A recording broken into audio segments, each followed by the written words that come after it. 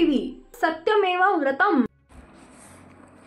हिंगोली जिल्ह्यात PCPNDT कायद्याची प्रखरतेने अंमलबजावणी होण्याच्या दृष्टीने जिल्हा रुग्णालय हिंगोली मार्फत हिंगोली जिल्ह्यातील सर्व समुचित प्राधिकारी यांना PCPNDT कायद्याविषयक माहिती व जनजागरणाच्या दृष्टीने डॉ. नितीन तडस जिल्हा शल्यचिकित्सक यांच्या मार्गदर्शनाखाली आज दिनांक 27/3/2025 रोजी दुपारी 1 ते 4 या कालावधीत रुग्णालयीन प्रशिक्षण केंद्र जिल्हा रुग्णालय हिंगोली येथे कार्यशाळा संपन्न झाली। डॉ. नितीन तडस जिल्हा शल्यचिकित्सक डॉ. दीपक मोरे अतिजिल्हा शल्यचिकित्सक यांचे हस्ते दीप प्रज्वलन करून कार्यक्रमाचे उद्घाटन करण्यात आले।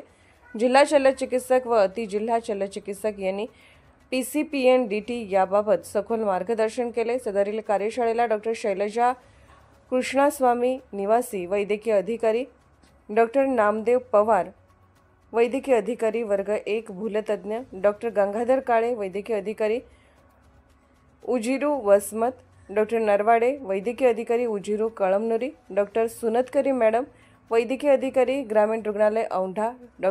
गणेश बंड्रेवार प्राथमिक वैद्यकीय अधिकारी ग्रामीण रुग्णालय सेनगाव, श्रीमती अनिता चव्हाण स्टेट ट्रेनर जिल्हा प्रशिक्षण केंद्र हिंगोली, श्रीमती अलका रणवीर PCPNDT सल्लागार समिती सदस्य, श्री ज्ञानेश्वर चौधरी जिल्हा काव्य, श्री प्रशांत गिरी, श्री राजेंद्र खंडारे, श्री रफिक इत्यादी अधिकारी कर्मचारी उपस्थित होते। त्या अनुषंगाने ॲडव्होकेट सुकेशिनी संतराम ढवळे समुपदेशक व श्री सुरेश शेवाळे DEO यांनी पॉवर पॉईंटद्वारे सखोल अद्ययावत माहिती सांगितली व मार्गदर्शन केले। यावेळी कार्यक्रमाचे प्रास्ताविक व सूत्रसंचालन ॲडव्होकेट सुकेशिनी ढवळे यांनी केले, तर आभार प्रदर्शन श्री सुरेश शेवाळे यांनी केले। कार्यक्रमाच्या यशस्वीतेसाठी ॲडव्होकेट सुकेशिनी ढवळे, श्री सुरेश शेवाळे, श्री सुनील जाधव, श्रीमती अर्चना पवार, श्री मदन पथरोड व नर्सिंग वसतिगृहातील विद्यार्थिनी यांनी परिश्रम घेतले। आपल्या जिल्ह्यामध्ये PCPNDT कायद्याची प्रभावीपणे अंमलबजावणी करणं गरजेचं आहे, कारण की 2011च्या जनगणनेनुसार आपला हिंगोली जिल्ह्याचा सेक्स रेशो 868 वर आला होता।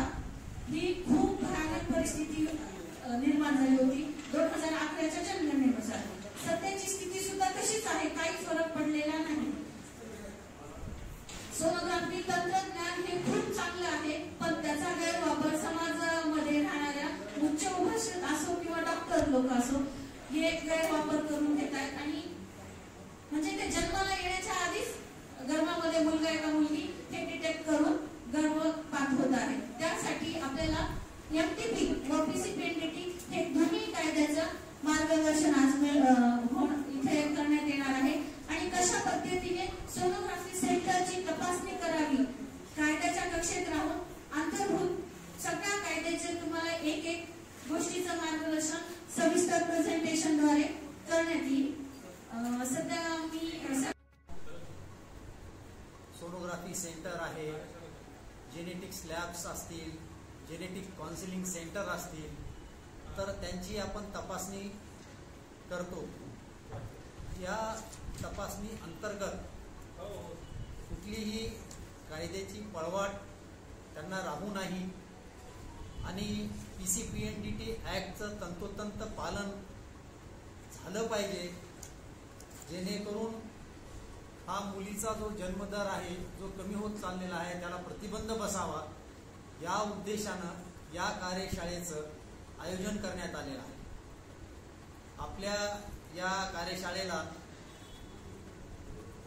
ॲडव्होकेट ढवळे मॅडम या कायद्याच्या तज्ज्ञ असल्यामुळे या बाबतीत त्यांच्याकडून आपण पूर्ण कायदेशीर ज्ञान प्राप्त करून घ्यावं, आणि आपल्याला तपासणीच्या वेळेस आलेल्या काही अडचणी असतील, तपासणीच्या वेळेस तुम्हाला काही आपल्या याच्यातल्या त्रुट्या आढळल्या असतील, तर या सर्व शंकेचं येथे आपण निरसन करून घ्यावं, जेणेकरून आपण आपल्या कार्यक्षेत्रांतर्गत सर्व सोनोग्राफी सेंटर आणि genetic counselling centre, genetic labs यांचं तंतोतंत आणि काटेकोर तपासणी करावी आणि त्या तपासणीचा अहवाल नंतर आपल्या वरिष्ठांना जिल्हा स्तरावर आपण सादर करावा, जेणेकरून लिंग निवडीस प्रतिबंध होईल आणि PCPNDT ॲक्टचं खऱ्या अर्थानं पालन केल्या जाईल.